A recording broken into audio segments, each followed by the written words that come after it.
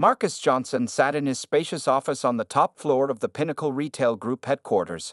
Through the large windows, he could see the busy city below. As CEO of one of the country's biggest retail chains, Marcus had worked hard to build his empire from nothing. Starting with just one small store 15 years ago, he now owned 50 luxury department stores across the nation. Today, Marcus stared at his computer screen with a frown. He was reading an email from a customer who claimed they were treated poorly at one of his flagship stores. The customer, a black woman, wrote that sales staff had followed her around and seemed unwilling to help her, while they eagerly assisted white customers. This wasn't the first such complaint Marcus had received in recent months. Each time, his management team assured him these were isolated incidents, but something didn't feel right to him. There's only one way to know for sure, Marcus said to himself, pushing away from his desk. He called his assistant, Janet, into the office. "Cancel my meetings for the next 3 days," he told her. "Something important has come up." Janet looked surprised but nodded. "Of course, Mr. Johnson. Is everything okay?" Marcus smiled. "I hope so, but I need to check something personally." After Janet left, Marcus called his old friend Derek, who worked in film production as a makeup artist. "Derek, I need a favor," Marcus explained. "I want to look different enough that my own employees won't recognize me." "Going undercover, huh?" Derek laughed. "I can help with that. When do you want to do this?" "Tomorrow morning," Marcus replied. "I need to see how my stores really treat regular customers, especially black customers like myself." That evening, Marcus told his wife Emily about his plan. She sat on their living room couch, listening carefully. "Are you sure this is necessary?" she asked. "Couldn't you just strengthen your mystery shopper program?" Marcus shook his head. "I need to experience it myself. If there's discrimination happening in my stores, I need to know exactly how it feels and looks." Emily took his hand. "Just be prepared. You might not like what you find." The next morning, Derek arrived at Marcus's home with a large case of supplies. For 2 hours, he worked on changing Marcus's appearance. He added subtle makeup to make Marcus's face look fuller and slightly different. He gave him a short afro wig instead of Marcus's usual clean-shaven head. Finally, Derek helped him choose clothes: worn jeans, a simple t-shirt, and an old jacket. Nothing like the expensive suits Marcus normally wore. When Marcus looked in the mirror, he barely recognized himself. Gone was the powerful CEO. In his place stood an ordinary man who might walk into any store looking to spend his hard-earned money. "Perfect," Marcus said, nodding at his reflection. Derek smiled. "So which store are you visiting first?" "The flagship store on 5th Avenue, Marcus replied. "It's our busiest location and gets the most customer complaints. If there's a problem, I'll find it there." As Marcus drove to the store in a borrowed car instead of his luxury sedan, his stomach tightened with nervousness. He had built his company on principles of fairness and respect. He had always believed his employees shared these values. "Time to find out if I've been fooling myself all along," he whispered as he parked across from the gleaming Pinnacle store with its famous green logo shining in the morning sun. Marcus took a deep breath and stepped out of the car. He was no longer the boss, the CEO, the millionaire businessman. Today, he was just another customer walking into a luxury store, hoping to be treated with basic respect and dignity. Marcus walked slowly toward the glass doors of Pinnacle's flagship store. The building stood tall and proud, with its sleek design and large display windows showing the latest luxury items. As he approached, Marcus felt a strange mix of pride and nervousness. He had personally approved the design of this store 5 years ago. 2 security guards stood by the entrance. Marcus had hired the security company himself, with clear instructions that they should be welcoming while keeping the store safe. As he walked past them, Marcus noticed how their eyes followed him closely. One guard even shifted his position to get a better view of Marcus as he entered. "Interesting," Marcus thought to himself. "They never watch me like that when I come in wearing a suit." Inside, the store was busy with morning shoppers. Soft music played in the background while customers browsed through expensive clothes, jewelry, and electronics.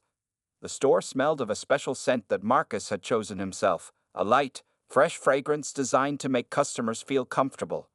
Marcus walked toward the men's clothing section first.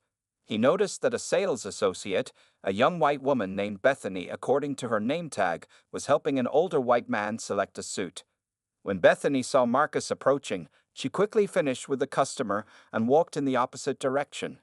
"Excuse me," Marcus called out to her. Bethany turned around, her smile tight and not reaching her eyes. "Yes. Can I help you?" "I'm looking for a suit for a job interview," Marcus said, using a voice slightly different from his normal speaking tone. "Our suits start at $1,200, she said quickly. "The more affordable options are on that rack in the corner." Without waiting for his response, she turned to greet another customer who had just entered the department, a white man in business casual clothes. Marcus stood there for a moment, surprised. He knew for a fact that their suits started at $800, not $1,200. He also knew that all customers were supposed to be shown the full range of options, not immediately directed to the cheapest items.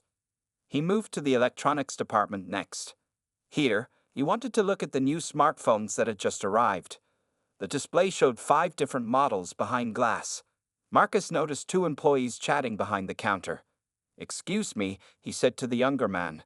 "Could I see that phone, please?" He pointed to their most expensive model. The sales associate, named Ryan, looked at Marcus and then at his clothes.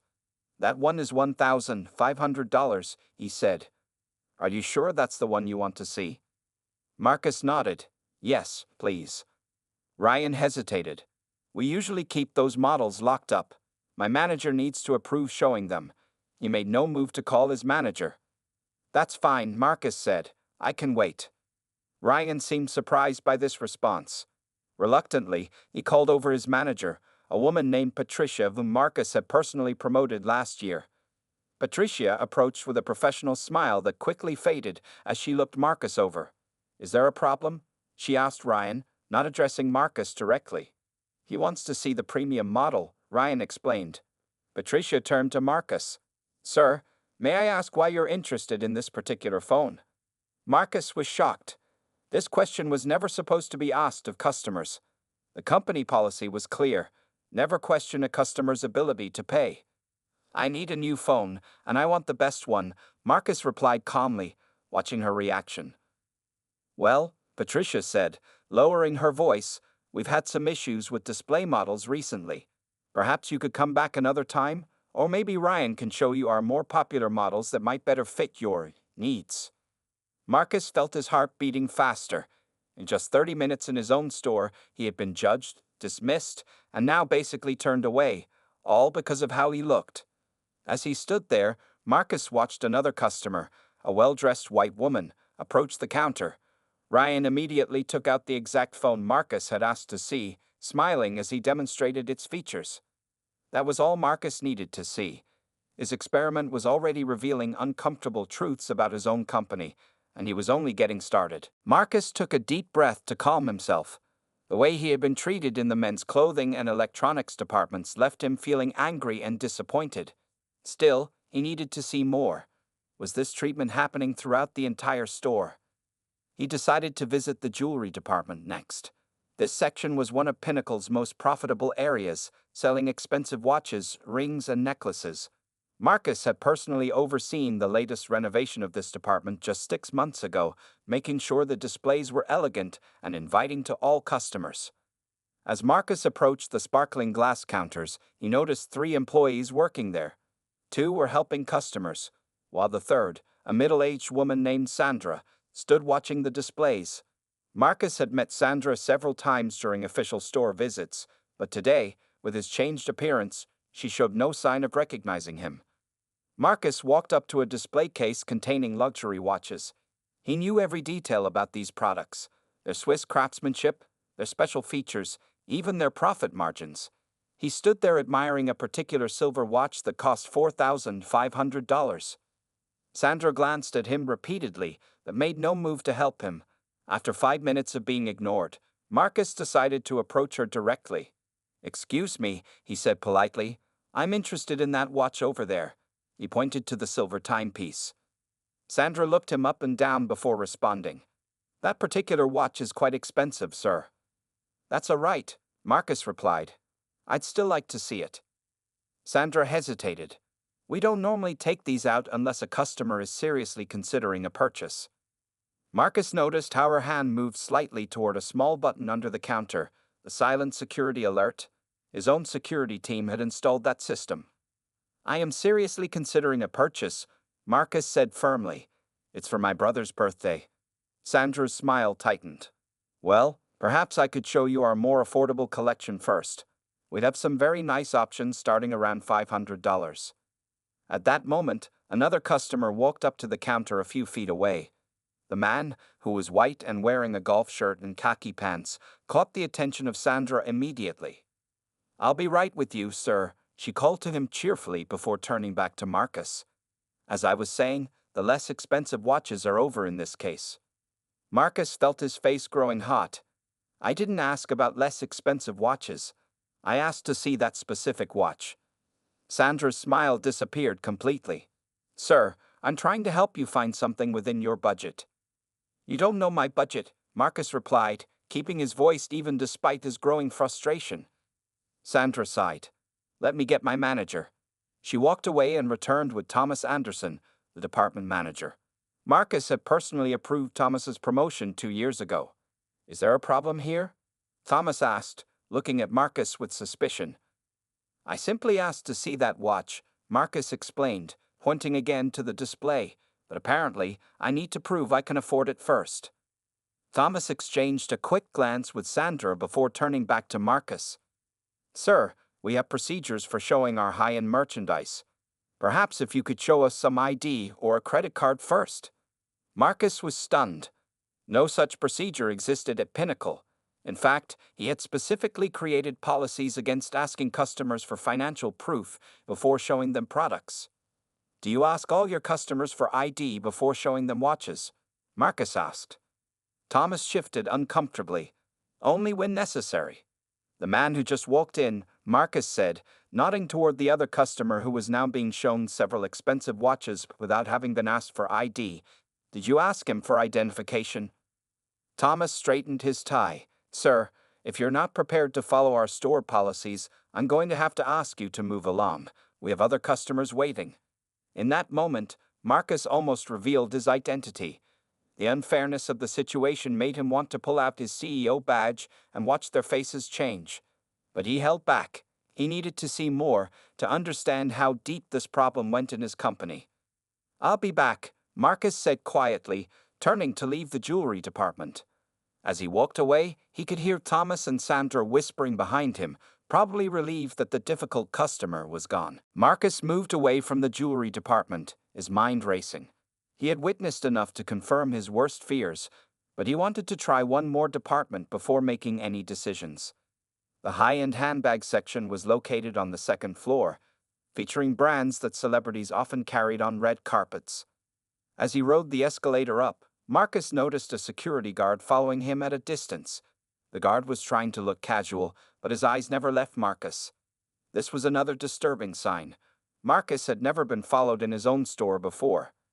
The handbag department was quieter than the rest of the store. Glass cases displayed purses that cost thousands of dollars. A sales associate named Michelle was arranging a new display. When she saw Marcus approaching, she quickly finished what she was doing and moved behind the counter. Good morning, Marcus said with a friendly smile.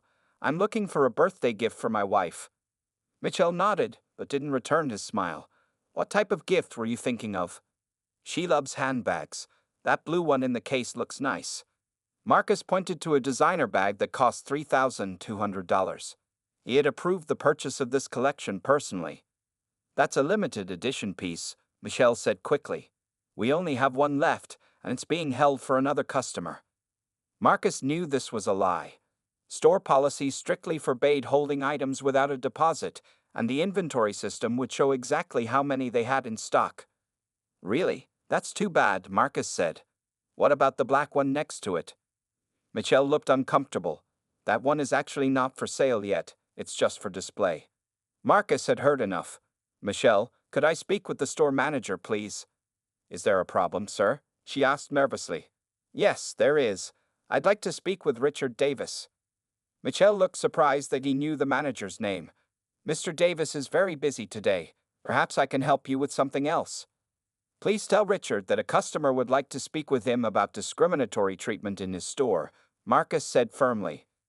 Michelle's eyes widened. She picked up the phone and whispered something into it.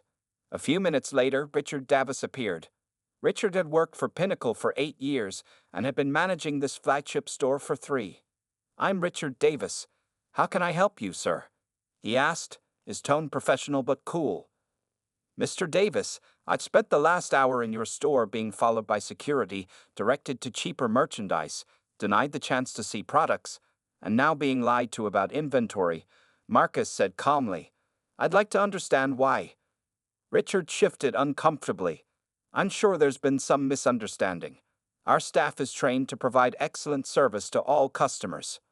"All customers?" Marcus asked. "Or just those who look a certain way or wear certain clothes?" Richard's face flushed. "Sir, I can assure you that Pinnacle Retail Group does not discriminate against any customers." Marcus looked around the store, noting how other shoppers were being treated with smiles and attention while he had received suspicion and dismissal. "Let me ask you something, Richard. If I told you I was interested in spending $10,000 today, would your staff treat me differently?" Richard forced a smile. "We value all our customers equally, regardless of how much they spend." "That's interesting," Marcus said, "because I've been watching how your staff treats different people for the past hour, and I've seen a clear pattern." By now, a small crowd of employees had gathered nearby, watching the exchange. The security guard who had been following Marcus stood close by, ready to intervene. "Perhaps we could discuss this in my office," Richard suggested, clearly wanting to end the public confrontation. "I don't think that's necessary," Marcus replied. "I've seen everything I needed to see." Richard's professional demeanor began to crack. "Sir, if you're just here to cause trouble." "I'm not here to cause trouble," Marcus interrupted. "I'm here to see how my own company treats its customers." A confused look crossed Richard's face. "Your own company?" Marcus reached into his pocket and pulled out his wallet. He removed his CDO identification card and held it up for Richard to see. "My name is Marcus Johnson. I'm the CEO of Pinnacle Retail Group, and we need to talk." The color drained from Richard Davis's face as he stared at the ID card. His mouth opened and closed without making a sound. Around them, the employees who had gathered to watch the confrontation stood frozen in shock. That's impossible," Richard finally managed to say. "Mr. Johnson has a shaved head and—" "A good friend of mine works in movie makeup," Marcus explained, touching the wig on his head. "And these clothes aren't my usual style, I admit, but this ID is real, Richard." Richard looked at the ID card again, comparing the photo with the man standing before him. Despite the makeup and wig, the eyes were unmistakably those of his boss. Richard's face turned from white to deep red. "Mr. Johnson, sir, I had no idea. I mean, if we had known it was you." "That's exactly the problem," Marcus cut him off. "If you had known it was me, I would have received different treatment.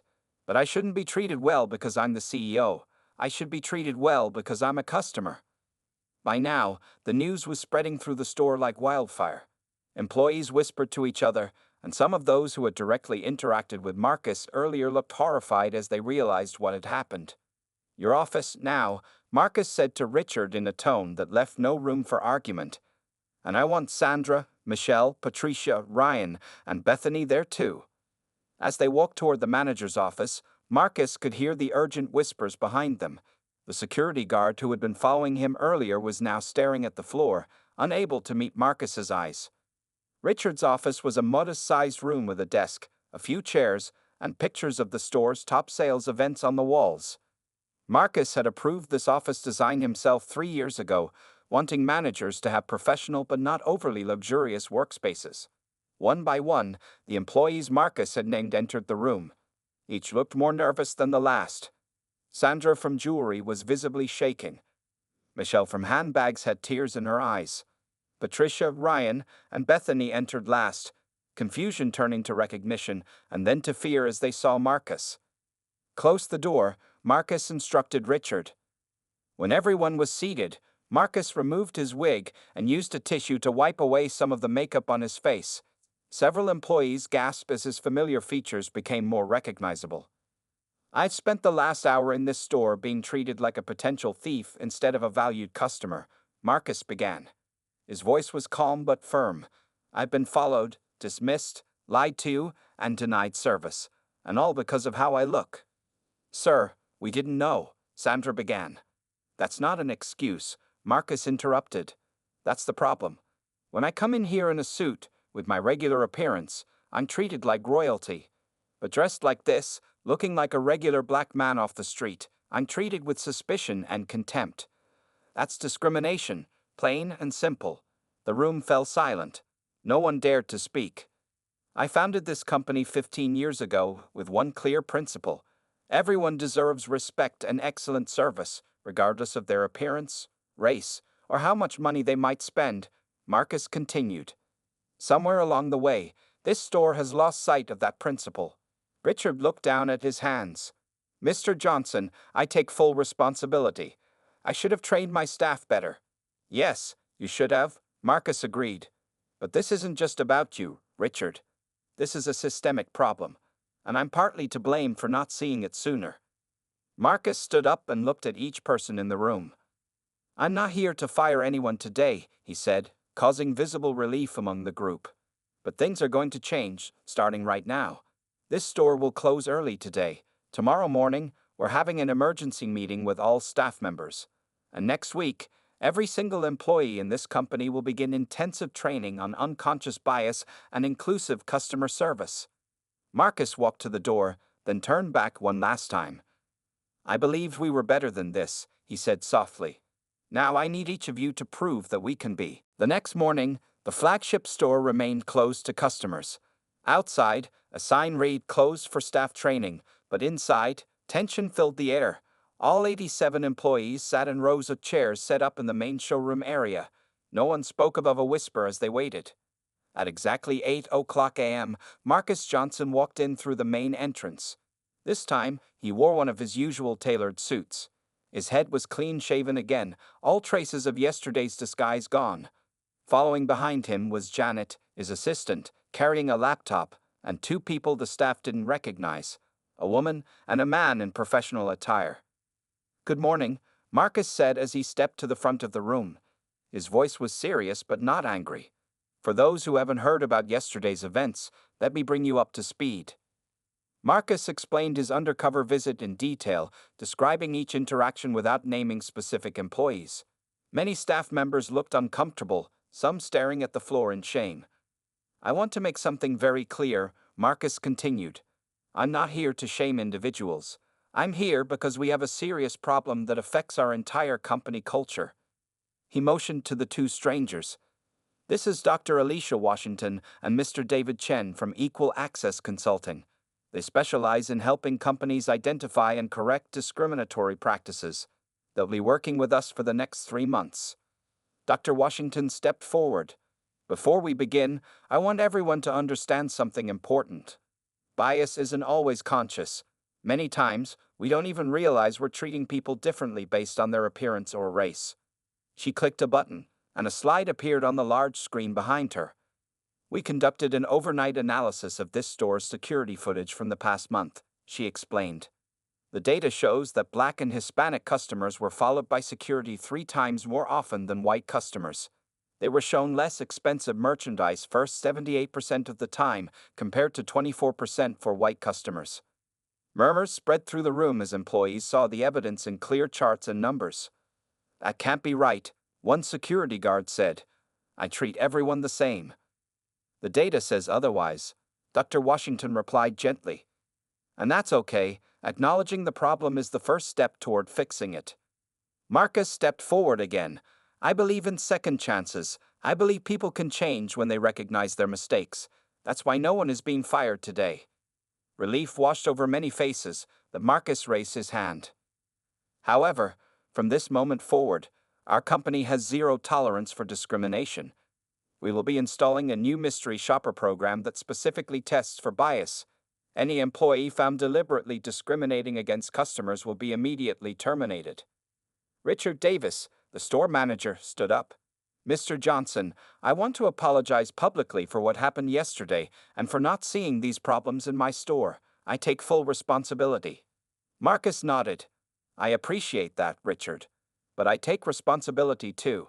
As CEO, I should have been more aware of what was happening in our stores. Marcus then revealed the next steps of his plan. For the next week, the store would remain closed while all staff underwent intensive training. Cameras would be repositioned to monitor employee-customer interactions more effectively. A new customer feedback system would be implemented, specifically asking about the quality of service and whether customers felt respected. Most importantly, Marcus said, I'm creating a new executive position, Chief Equality Officer. This person will report directly to me and will have the authority to make changes throughout the company. He turned to face all the employees directly. I built this company to serve all people with dignity and respect. Yesterday showed me we failed at that mission, but starting today, we're going to fix it together.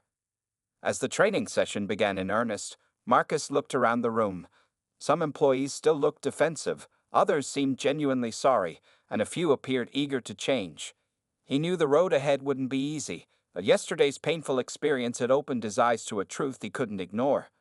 The real work was just beginning. 3 weeks had passed since Marcus Johnson's undercover visit to his flagship store. The incident had changed everything at Pinnacle Retail Group. Today, Marcus sat in the company's main conference room at headquarters, reviewing the latest reports from all 50 stores. Janet knocked on the door and entered with a stack of papers. The latest customer feedback results, she said, placing them on the table. And Dr. Washington is here for your 10 o'clock meeting. Marcus nodded. Send her in. Dr. Alicia Washington entered carrying her laptop. In the short time she had been working with Pinnacle, she had become an important voice in the company's transformation. Good morning, Marcus, she said, taking a seat. I have both good news and challenging news to share. Marcus took a deep breath. Let's hear it all. Dr. Washington opened her laptop. The good news is that our training programs are showing positive results in most stores. Customer satisfaction scores from minority shoppers have improved by 22% in just 3 weeks. Marcus smiled for the first time that morning. That's progress. The challenging news, Dr. Washington continued, is that we're still seeing resistance from some employees. About 15% of your staff seems to think this is just a temporary focus that will fade away. Marcus frowned. They're wrong. This isn't a passing phase. This is the new pinnacle. As they discussed solutions, a knock came at the door. Richard Davis, the manager from the flagship store, entered. He looked different now, more serious and determined than before. Mr. Johnson, I have the results from our first round of mystery shoppers, Richard said, handing Marcus a folder. I wanted to deliver them personally. Marcus opened the folder and reviewed the contents. Mystery shoppers of different races had visited the flagship store over the past week. The results showed significant improvement but still revealed some problems. We're getting better, Richard said, but we still have work to do. 2 employees failed the test completely. What actions did you take? Marcus asked. I followed the new zero-tolerance policy, Richard replied firmly. They were let go this morning. It wasn't easy, but it was necessary. Marcus nodded with approval. Good. And how's the staff responding to the changes? Most are embracing it, Richard said. Some were shocked by your visit, but it opened their eyes. They're trying harder now. After Richard left, Marcus turned back to Dr. Washington.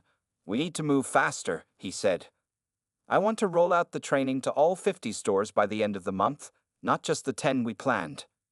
That's ambitious, Dr. Washington replied, but my team can make it happen.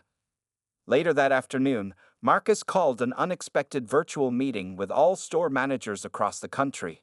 As their faces appeared on the large screen in the conference room, Marcus could see their curiosity and nervousness. By now, you've all heard about what happened at our flagship store, Marcus began. Some of you might think this is just about one store or a few employees who made mistakes. It's not. Marcus shared the nationwide data that Dr. Washington's team had collected, showing similar patterns of bias across many locations. This stops now, Marcus said firmly. I've heard some managers calling this the flagship store problem. Let me be clear, this is a Pinnacle problem, and we're going to fix it at every level. He outlined the new company-wide policies. Mystery shoppers would test every store monthly. Customer feedback would be collected from people of all backgrounds. Employee bonuses would now be tied to equal treatment metrics, and a new anonymous reporting system would allow staff to report discriminatory behavior they witnessed. "I built this company from nothing," Marcus said, his voice filled with emotion. "My parents couldn't even shop in some stores when they were young because of the color of their skin. I promised myself my company would be different. I failed to keep that promise, but starting today, that changes." As the meeting ended, Marcus felt both tired and hopeful. The road ahead would be difficult, but for the first time in weeks, he believed his company could become what he had always intended it to be, a place where everyone was treated with equal respect and dignity. Marcus Johnson stood at the podium in the grand ballroom of the Westfield Hotel. Before him sat 300 business leaders from across the country. The room was silent as everyone waited for him to begin his keynote speech at the National Retail Association's annual conference. 6 months ago, Marcus began, I walked into one of my own stores dressed in casual clothes, wearing a wig, with makeup that changed my appearance. I did this because I wanted to see how my company really treated its customers. He paused, looking around the room. What I discovered shocked me. I, the CEO and founder of Pinnacle Retail Group, was followed by security, directed to cheaper merchandise, and even denied the chance to see products that I personally had ordered for our stores. A murmur ran through the audience. Many had heard rumors about what happened at Pinnacle, but this was the first time Marcus had spoken publicly about it. "Today, I'm not here to talk about retail trends or profit margins," Marcus continued. "I'm here to talk about something more important: how we treat people in our stores and businesses." Marcus clicked a button, and a slide appeared on the large screen behind him. It showed 2 sets of customer satisfaction ratings, before and after his undercover visit. "The changes we've made weren't easy," Marcus explained. "We closed all 50 stores for 3 days to conduct training. We fired 27 employees who couldn't or wouldn't change their behavior. We hired a chief equality officer who reports directly to me. And we created new systems to measure how employees treat different customers." In the front row, Dr. Washington nodded with approval. Next to her sat Lisa Chen, the new chief equality officer who had been working tirelessly to transform Pinnacle's culture. "The results speak for themselves," Marcus said, pointing to the screen. "Customer satisfaction is up 40% among minority shoppers. Overall sales have increased by 12%, and employee retention has improved by 20%. Marcus then invited Richard Davis to join him on stage. Richard, once the nervous manager of the flagship store, now walked with confidence. "Richard was the manager of the store where I was discriminated against," Marcus explained. "Today, he runs our training program, teaching other managers how to build truly inclusive stores." Richard stepped to the microphone. "6 months ago was the most difficult day of my career," he admitted. "But it was also the most important. It forced me to see problems I had been ignoring for years." After Richard returned to his seat, Marcus continued his speech. "The hardest part wasn't changing policies or systems," he said. "It was changing minds, including my own. I had to admit that despite being a black man who had faced discrimination my whole life, I had allowed it to happen in my own company." Marcus then revealed the most surprising announcement of the day. "Starting next month, Pinnacle will begin a new program where all executives, including myself, will regularly visit our stores in disguise. We call it walking in their shoes, because we never want to forget what it feels like to be just another customer walking through our doors." The audience applauded as Marcus showed photos of the disguises executives would wear, not just changing their appearance but sometimes using wheelchairs or other aids to experience the store as customers with disabilities might. "This isn't just about race," Marcus explained. "It's about treating everyone with dignity, regardless of how they look, what they wear, or how much money they might spend." As Marcus concluded his speech, he looked out at the audience one last time. "My undercover visit was painful and eye-opening, but it may have been the most important day in my company's history. Sometimes we need to see ourselves through different eyes to understand the truth about who we really are." The standing ovation lasted for 5 minutes. As business leaders lined up afterward to speak with him, Marcus knew his story had struck a chord. What had begun as a simple undercover visit had turned into something much bigger, a movement that was changing not just his company, but potentially the entire retail industry. The painful lesson he had learned 6 months ago had become the greatest gift he could give to his company and its customers.